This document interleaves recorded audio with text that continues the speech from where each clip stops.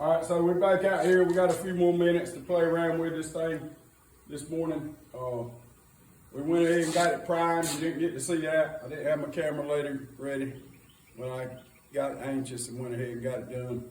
But anyway, we got a few coats of 2K primer on here. It should be pretty good and dry. Let the fan blow on it for a good while. We're gonna come back and sand on this and get it all smooth. If we have to touch a little something up. I ain't trying to get it perfect. Like I said, it's just a project that's gonna be like a mailbox sign deal. So, but I do want it to look good if I'm gonna put my time in it. But I ain't trying to get it perfect like a show car. But we'll look at that a little bit later.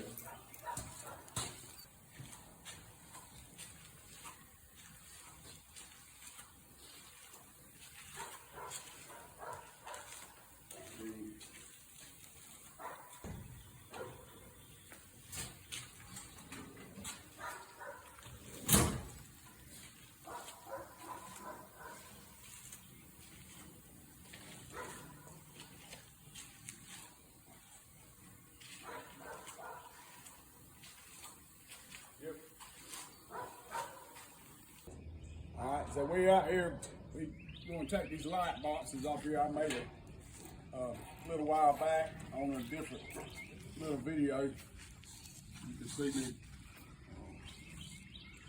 putting these light boxes together. We're just going to pre-fit all this stuff. And before we sand it and paint it up, make sure they're halfway fit.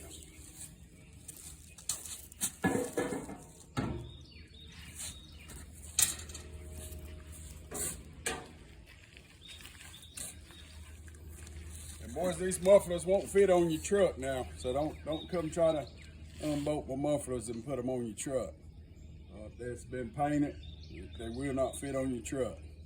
So if I catch you down there trying to unbolt my motors, my mufflers, it might be ugly. It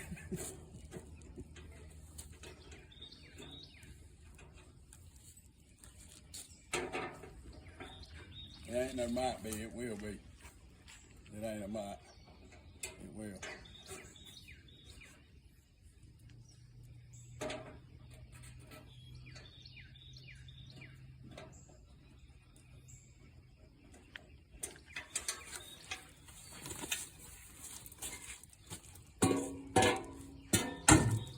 So these are just some old mufflers that came off of one of my Kenworth trucks a couple of years ago.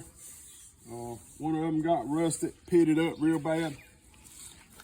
I looked for somebody to re-chrome it, but everybody I found, they wanted, it was too long to fit in their vats, or it had to get out every bit of the soot out of the inside of them, and it just weren't cost efficient to ship them off and get one of them re-chromed, and so I just ended up buying another set. But I kind of like these. They had a little better curve to them, and I couldn't find the actual curve like this. The ones I got now that they make, that's the 8 to the 5 stack, or called.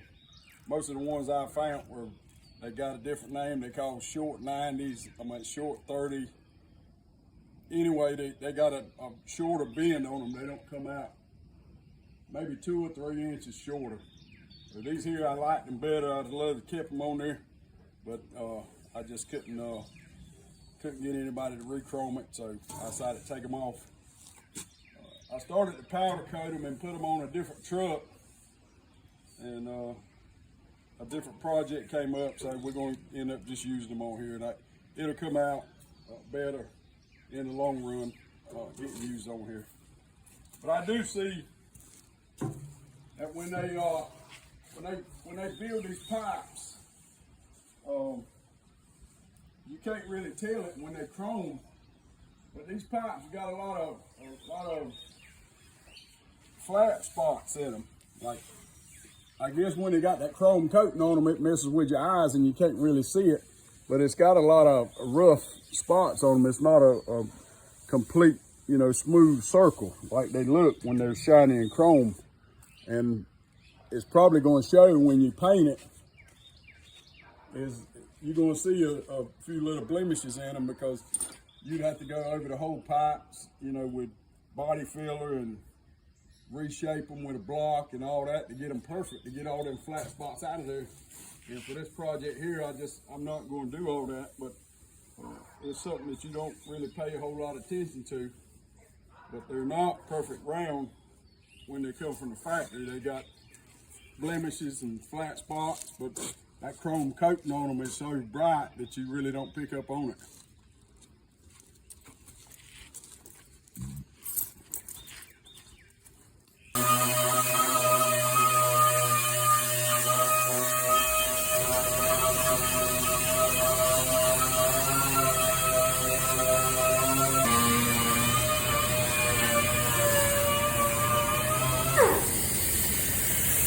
What I like to do is sand it. I can sand them over here. See all these little dents and rough spots in your primer here.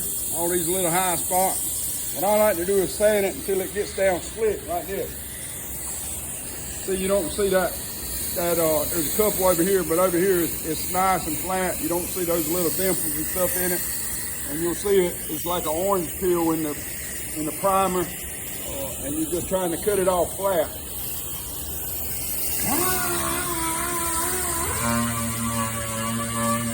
It's got a lot to do with the pressure. You can sand on stuff that's not flat with a DA sander, but you got to know how to roll it, and you got to know how much pressure you're going to put on there. You just can't hold it in one spot or on an angle flat like that, or the sander's steady digging in one spot because it'll dig a flat spot there. But you can sand different contours with it. You just got to know how to move your wrist and how much pressure and keep it moving. So you just don't want to sit in one spot and let it be spinning and spinning because it's going to dig down. And this primer, basically, or paint, it's like meals. Like you buy gloves, you know, disposable gloves, and there's different sticks. It's because there's different meal sticks. And that's what you're doing with the sander is you're taking off meals at the time. And if you were trying to paint something, you know, straight, long, if you were going to try to get, you know, looking like professional, if you do that, when you paint it, if you look dead straight at it, you may not see the problem with it, but if you look down the side of it, you're going to see all kind of little waves in it, all kind of little fine, I mean, it don't have to be, but as thick as a sheet of paper, thick is different in where you sanded it at that makes you be able to see all that wavy stuff in your paint job. That's why you see all them boys with them long sanding blocks. You see them with the long blocks with the sandpaper on them, and what they're trying to do is create a straight pattern across there with no kind of differences in the mills on the primer or paint or whatever it's working with. It's not take much. And bring the camera over here. For example, just say this right here where you see the gray and where you see that red, it's pretty slick there. But under certain circumstances, just that right there alone, you'd be able to see it on a paint job looking down the side of the car, because it's a different meal there if you're not careful. So depending on what you're working on, it makes a difference to how you're going to prepare your body work.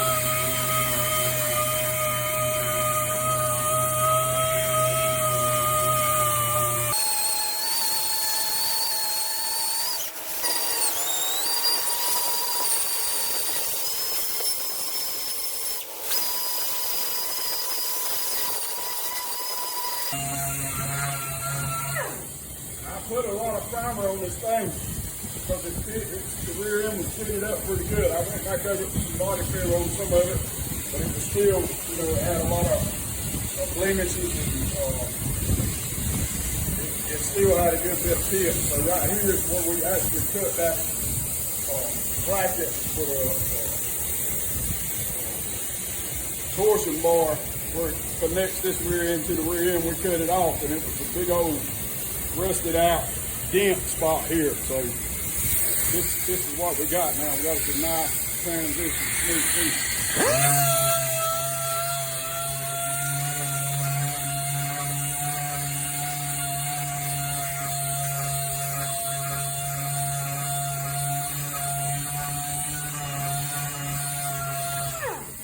Really see it on your video, but I'm applying different pressure to this sander. Some light, some not so light, some with more pressure, back off of it. Take that it's fit. I'm applying different pressure depending on what I'm trying to do here.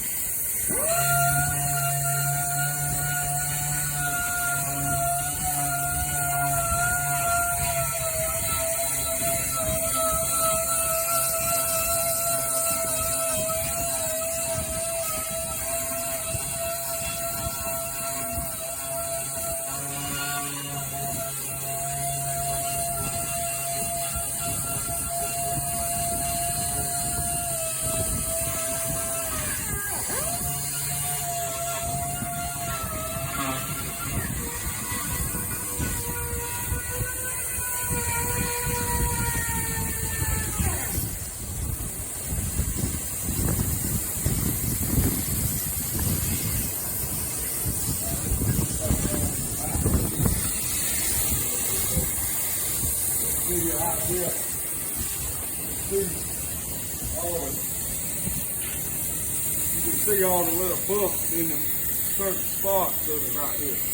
What I'm going to try to do is cut the primer down until I get pretty close to level with it. If it's good enough, I'll leave it alone. If not, I'll come back and either re-prime it again or I'll spray some glaze or something on it.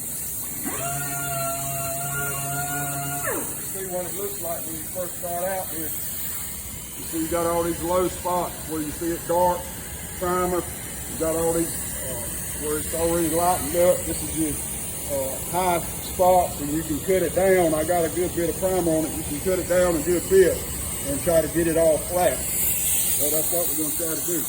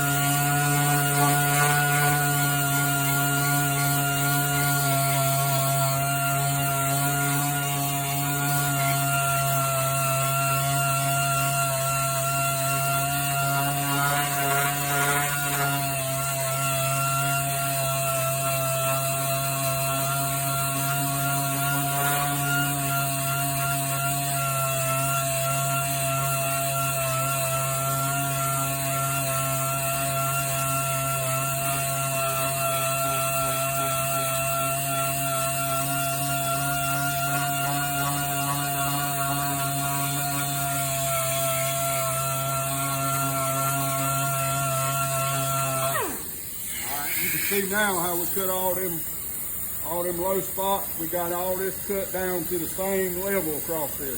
So you don't see all those tips like you do right here and right here. But you have to be careful. You don't want to cut it all down too fast because you'll dig straight through your primer real fast and you'll cut a low spot in it. So you have to have a good amount of primer on there to do that. You can't just put one little light coat on it and come back and do it because you don't have enough of meals built up on there. So just take your time. Get you about a 400 grit sandpaper. Don't try to go any lower than that. 220 will take it off a whole lot faster, but if you take it off too fast, you don't want to take it off so fast that you dig all the way through your primer right quick. You want time to be able to sand on it and look at it, sand on it some more and look at it. And you just repeat that process all over the whole rear end. And you'll be pretty close to ready to put the thing on.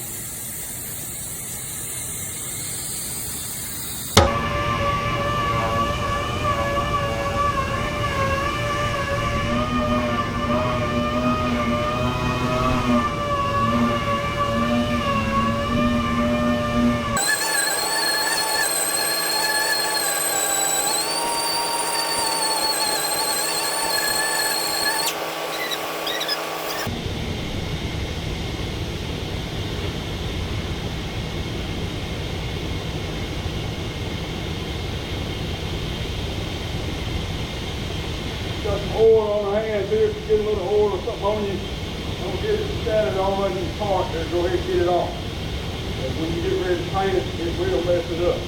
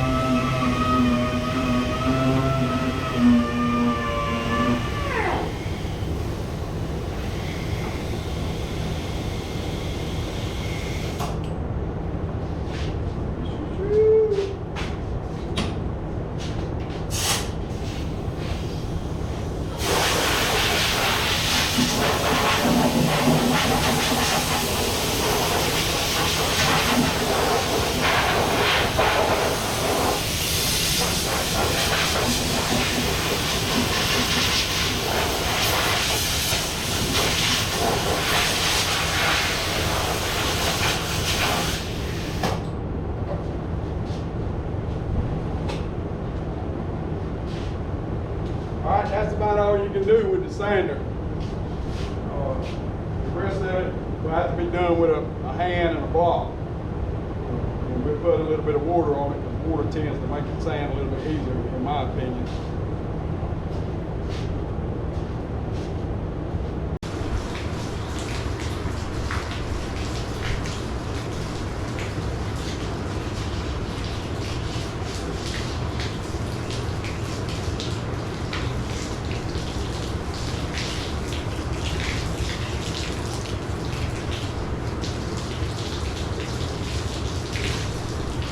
I don't take long time.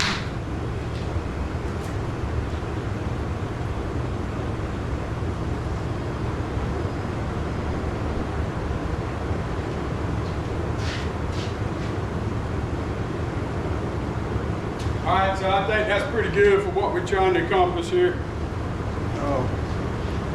We may put a little primer over the bare spot to let them. And then we'll scuff it up. We'll be ready to put a little paint on it when we get some more time.